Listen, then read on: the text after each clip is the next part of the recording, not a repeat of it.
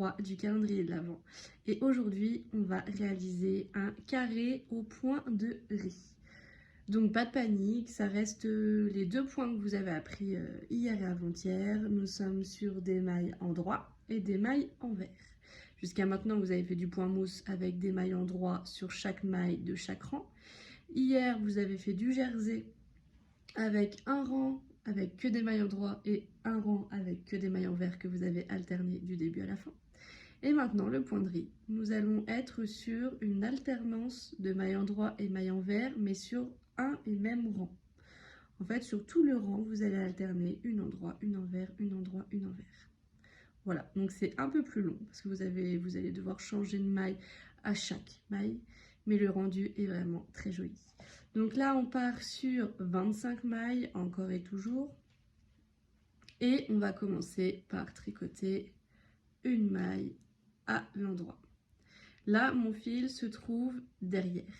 Il va falloir que je le ramène devant afin de tricoter ma maille en vert. Hop, hop et hop. Et je vais changer mon fil entre chaque maille en vert,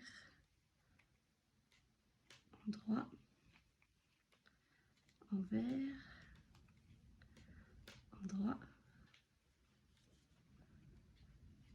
en vert, en droit.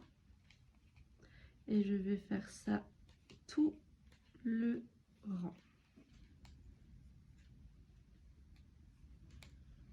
J'ai terminé mon rang avec une alternance de mailles en droit et mailles en vert. Je retourne. Et là, je vais repartir sur une maille en droit. Nous pouvons le faire quand nous avons un nombre de mailles impair. Là, nous avons 25 mailles. Ça veut dire que tous les rangs, on va pouvoir commencer par une maille en droit. Si nous avions un nombre de mailles pair, pour le point de riz, il faudrait à chaque fois contrarier un rang en commençant par une maille en droit et le suivant en commençant par une maille en vert. Là, le nombre de mailles ne permet qu'on ne se pose pas trop de questions. Sinon, vous avez aussi cette petite aide. Donc là, on peut voir que je vais avoir une petite boule, pas de boule, une petite boule, pas de boule, une petite boule, pas de boule. Là, pour le point de riz, ce qu'il faut se dire, c'est que quand j'ai une petite boule devant moi, il faut que je la tricote à l'endroit.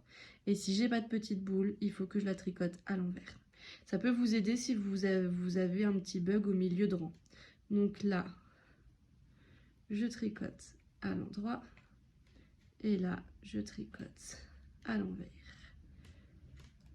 Et je reprends cette façon de faire sur tout le rang et tous les autres rangs.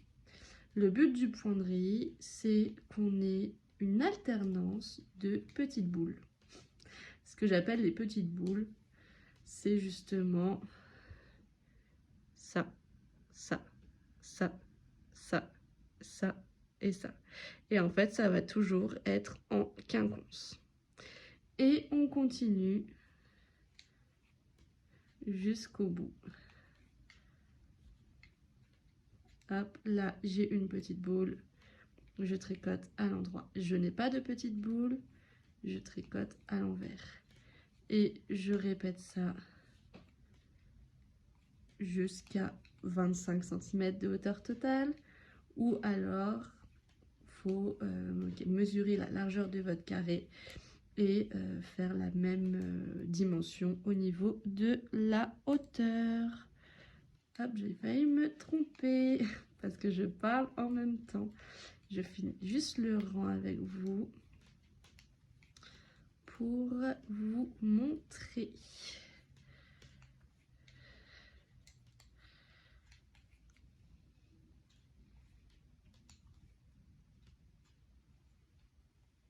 Et voilà, nous avons 2 rangs en point de riz.